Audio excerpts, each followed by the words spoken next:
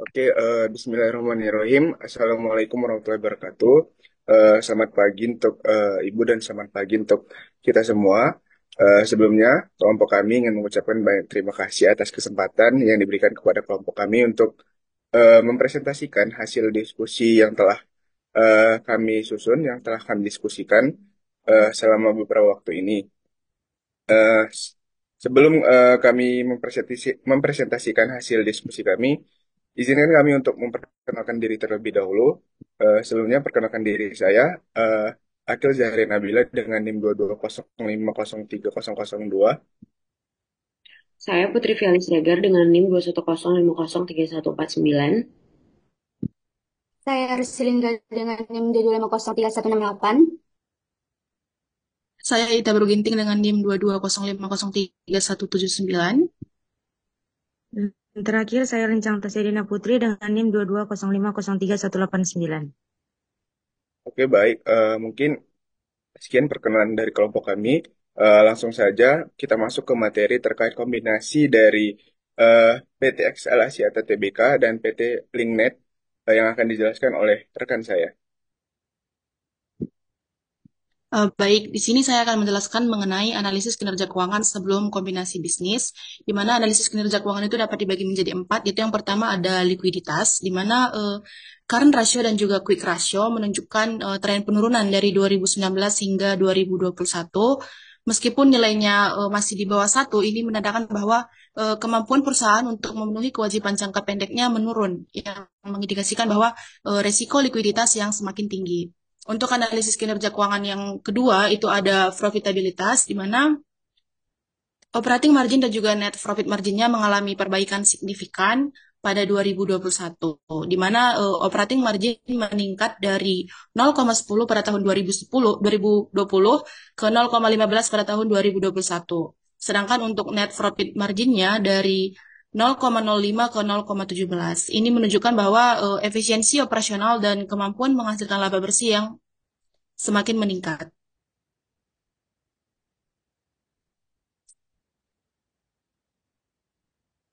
Untuk analisis kinerja keuangan yang ketiga itu ada struktur modal di mana debt to equity ratio meningkat dari 2,28 pada tahun 2019 menjadi 2,62 pada tahun 2021. Ini menunjukkan bahwa Excel Axiata semakin banyak menggunakan utang dalam struktur modalnya. Sedangkan untuk debt to asset ratio stabil di sekitar angka 0,72, yang berarti sebagian besar aset perusahaan dibiayai dengan utang.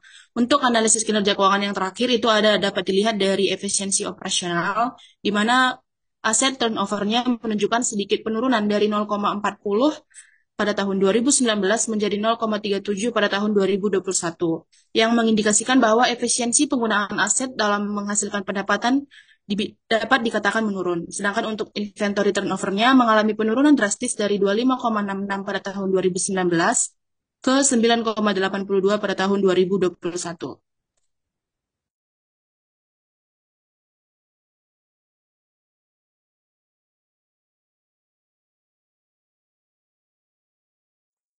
Baik, saya akan melanjutkan presentasi dari teman saya, yaitu pencatatan transaksi kombinasi bisnis. Dan adapun pencatatan transaksi kombinasi bisnis yang kami dapat, yaitu harga akuisisi PT XL Axiata akan membeli 20% saham PT Link Net Tbk dengan total nilai transaksi sebesar 878 miliar 720 miliar. Dua, komponen pembayaran. Pembayaran tunai sebesar 2.641.518 juta. Perusahaan melakukan penarikan pinjaman sebesar 4.403 yang digunakan untuk melakukan akuisisi. Tidak ada perjanjian pembayaran kontingensi atas akuisisi ini. Tiga, tanggal akuisisi efektif itu yaitu terjadi pada 22 Juni 2022. Dan adapun nilai wajar aset dan liabilitas PT Global Energi pada tanggal akuisisi. Dengan yang terdapat pencatatan transaksi kombinasi bisnis pada nilai wajar aset dan liabilitas PT Global Energi pada tanggal akuisisi, yaitu jumlah aset lancar yaitu 1.900.117. Jumlah aset tidak lancar 9.710. 64.000.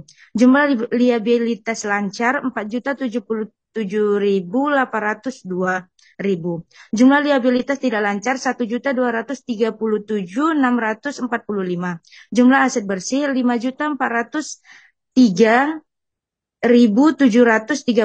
Bagian XL Asiata aset bersih atas aset bersih yaitu 1.080.747 dan terdapat goodwill yang terdapat di nilai wajar aset liabilitas PT Global Energi pada tanggal akuisisi yaitu 1.323.771 dan kenaikan nilai wajar besi yaitu 237.000, total pengeluaran yaitu 2.641.518 dan adanya penyusunan laporan keuangan setelah kombinasi bisnis, yaitu pada tanggal 22 Juni, grup mengakuisisi 20% kepemilikan di PT Linknet Tbk sebagai langkah strategis untuk memperluas pasar konsumen.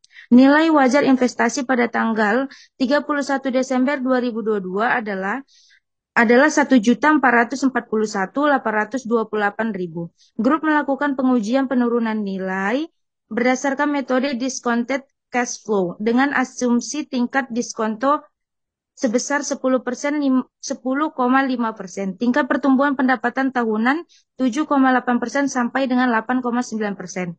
Dan tingkat pertumbuhan jangka panjang 4%. Sensitivitas terhadap perubahan asumsi menunjukkan bahwa kenaikan tingkat diskonto sebesar 1% atau penurunan tingkat pertumbuhan jangka panjang sebesar 1% dapat menghilangkan kelebihan nilai investasi yang tersisa. Baik, selanjutnya akan disampaikan oleh teman saya. Sekarang saya akan menjelaskan mengenai analisis dampak kombinasi bisnis. Pada tabel kita akan melihat rasio dari tahun 2022 dan 2021. Yang pertama itu adalah debt to equity ratio dengan total 35.153,54 dan pada total liabilitasnya ada 1,36. Sedangkan pada tahun 2021 itu terdapat 31.710,616 serta total liabilitas 1,58 yang artinya mengalami kenaikan. Dengan total ekuitas pada tahun 2021 yaitu 20.088.745 dan pada tahun 2022 total 25.774.226 dan mengalami kenaikan. Kemudian pada bagian ketiga ada earning per share-nya di tahun 2021 dengan total 121 dan tahun 2022 dengan total 105. Yang terakhir ada arus kas operasional pada tahun 2021 dengan total 11.963.257 dan pada tahun 2022 14.104.495. Dan kesimpulannya bahwa semuanya mengalami kenaikan. Sekarang saya akan menjelaskan mengenai analisis dampak kombinasi bisnis. Yang pertama ada debt to equity ratio. Jadi analisisnya yaitu dia mengalami penurunan setelah akuisisi dari 1,58 menjadi 1,36. Penurunan ini menunjukkan bahwa struktur modal perusahaan menjadi lebih sehat dengan ketergantungan terhadap utang yang lebih rendah relatif terhadap ekuitas. Hal ini bisa disebabkan oleh efisiensi atau peningkatan ekuitas akibat akuisisi. Kemudian yang kedua ada earnings per share. Itu mengalami penurunan dari 121 menjadi 105 dan penurunan ini disebabkan oleh peningkatan beban operasional, biaya akuisisi atau amortisasi aset yang diperoleh. Penurunan ini juga bisa menjadi perhatian bagi investor karena menunjukkan laba bersih per saham yang lebih kecil. Kemudian yang ketiga ada arus kas operasional. Analisisnya adalah arus kas operasional mengalami peningkatan signifikan setelah akuisisi. Ini mengindikasikan bahwa perusahaan mampu menghasilkan kas yang lebih besar dari aktivitas operasionalnya. Dan peningkatan ini menunjukkan efisiensi operasional atau kontribusi positif dari entitas yang diakuisisi. Yang keempat, saya akan menjelaskan mengenai analisis strategi, dan analisis strategi terdiri dari 5 bagian. Yang pertama ada diversifikasi portofolio layanan. Akuisisi ini memungkinkan XL Asiata memperluas layanannya dengan memasuki pasar fixed broadband atau internet rumah yang merupakan langkah strategis meningkatkan tingkat penetrasi internet berbasis kabel di Indonesia yang masih rendah, yaitu sekitar 1,3 13,4%, tapi memiliki potensi pertumbuhan tinggi hingga 27,5% pada 2026. Yang kedua ada penguatan konvergensi layanan fixed mobile, ini dengan menggabungkan layanan broadband berbasis kabel dari Linknet dan konektivitas seluler dari XL Axiata. Kemudian juga perusahaan menyediakan layanan terpadu kepada langganan, sehingga membuka peluang untuk meningkatkan loyalitas pelanggan dan penetrasi pasar. Yang ketiga ada peningkatan kapasitas jaringan dan infrastruktur, jadi akuisisi Linknet memperluas jangkauan jaringan backbone fiber optik yang dapat mendukung layanan data XL Axiata dan meningkatkan kualitas layanan pelanggan korporasi. Next. Kemudian yang keempat ada efisiensi biaya operasional. Dengan berbagai infrastruktur jaringan seperti backbone fiber dan sistem transmisi, XL Axiata juga dapat menekan biaya operasional secara signifikan. Kemudian yang terakhir ada peluang pasar yang besar. Nah, berdasarkan proyeksi pertumbuhan pengguna broadband di Indonesia mencapai CAGR 14,4% pada tahun 2020 sampai 2026, akuisisi ini memberikan XL Axiata akses ke pasar yang sedang berkembang pesat, baik di sektor konsumen maupun korporasi. Selanjutnya akan dijelaskan oleh teman saya.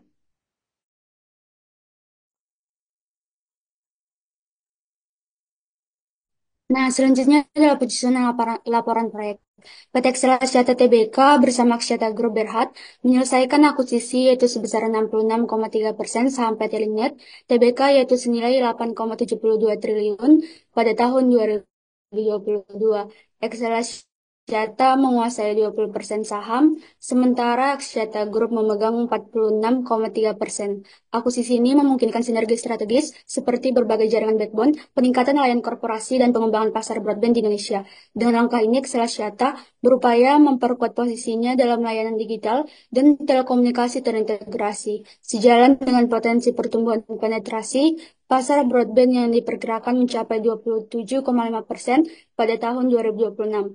Nah, jurnal yang dibuat saat melakukan akuisisi yaitu menggunakan metode ekuitas karena kepemilikannya itu sebesar 20%, yaitu investasi pada entitas asosiasi, pada kas dan setara kas yaitu sebesar 2.641.518.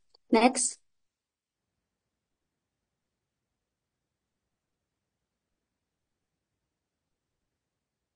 Nah, selanjutnya adalah analisis dampak kombinasi bisnis. Yang pertama itu adalah sinergi operasional. Yang pertama itu adalah penguatan infrastruktur, di mana akuisisi ini memberikan akses Excel Axiata pada jaringan backbone fiber optik milik Linknet yang mencakup lebih dari 2,9 juta rumah di kota-kota besar. Hal ini mendukung pengembangan layanan internet cepat berbasis kabel serta meningkatkan efisiensi jaringan. Yang kedua adalah konvergensi layanan, yaitu kombinasi layanan seluruh Excel Axiata dengan layanan fix broadband Linknet memungkinkan perusahaan untuk menawarkan produk konvergensi fixed mobile atau FMC. Ini berpotensi meningkatkan loyalitas pelanggan serta memperluas pangsa pasar di segmen rumah tangga dan korporasi. Nah, selanjutnya adalah dampak finansial. Yang pertama itu adalah efisiensi biaya, di mana berbagai infrastruktur jaringan memungkinkan penghematan dalam investasi pengembangan infrastruktur baru. Ini juga dapat menekankan biaya operasional secara signifikan dalam jangka panjang. Yang kedua adalah potensi pertumbuhan pendapatan. Pasar broadband Indonesia yang berkembang pesat memberikan peluang pendapatan baru bagi Excel Axiata, terutama dengan penetrasi broadband rumah tangga yang diproyeksikan meningkat hingga 27,5% pada tahun 2026. Selanjutnya, atau yang terakhir adalah strategi pasar dan posisi kompetitif, yaitu yang pertama diversifikasi portofolio, yaitu dengan memasuki segmen broadband, Excel Axiata tidak lagi bergantung sepenuhnya pada bisnis seluler. Langkah ini memperluas portofolio layanan dan meningkatkan ketahanan perusahaan terhadap dinamika pasar telekomunikasi. Yang terakhir yaitu peningkatan daya saing, di mana akuisisi ini memperkuat posisi Excel Axiata di pasar telekomunikasi Indonesia dengan layanan yang lebih lengkap dan kemampuan melayani pelanggan korporasi yang lebih baik seperti pemerintah, sektor finansial, dan perusahaan multinasional. Selanjutnya dijelaskan oleh teman saya. Oke, baik. Selanjutnya kita masuk ke kesimpulan. Jadi kesimpulan dari case ini adalah akuisisi PT Linknet Tbk oleh PT XL Axiata Tbk mencerminkan strategi bisnis yang matang untuk memanfaatkan pertumbuhan pasar broadband Indonesia yang sedang berkembang pesat. Jadi di kombinasi bisnis ini memberikan sinergi operasional yang signifikan, membuka peluang diversifikasi portofolio, meningkatkan efisiensi biaya, dan memperkuat posisi kompetitif perusahaan di pasar telekomunikasi.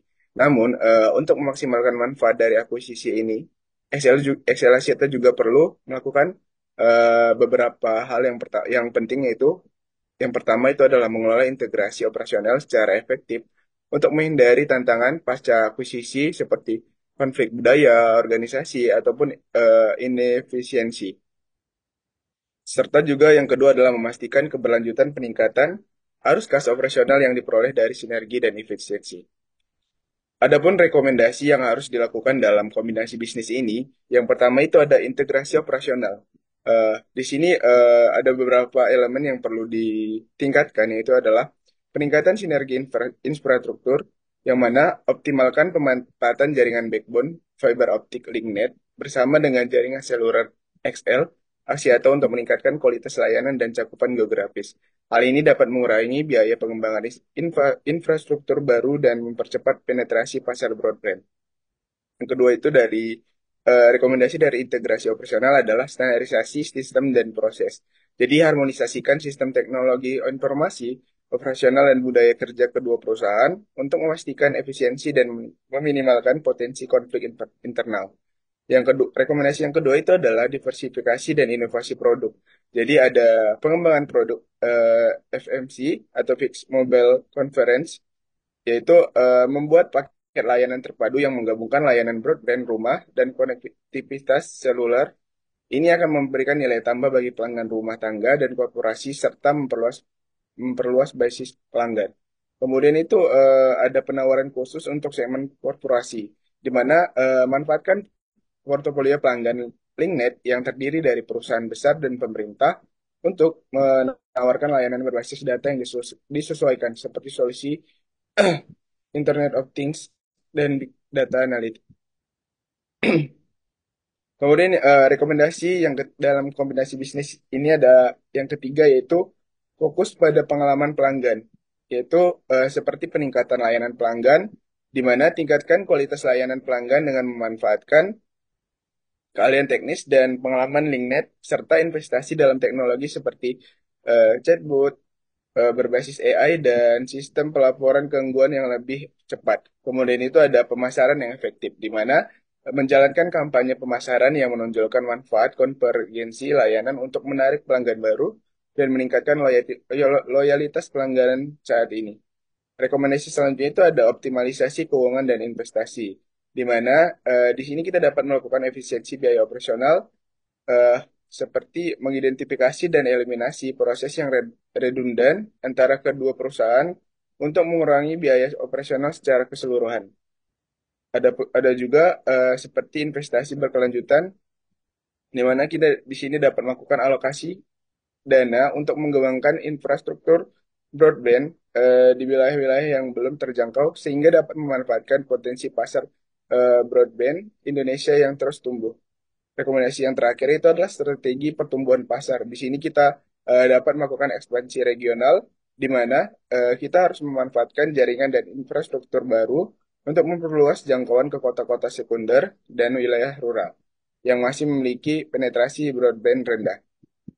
Kemudian kemitraan yang strategis, di mana kita dapat membangun kemitraan dengan penyedia konten digital dan platform OTT ataupun over the top untuk menawarkan layanan hiburan dan edukasi yang terintegrasi dengan broadband rumah.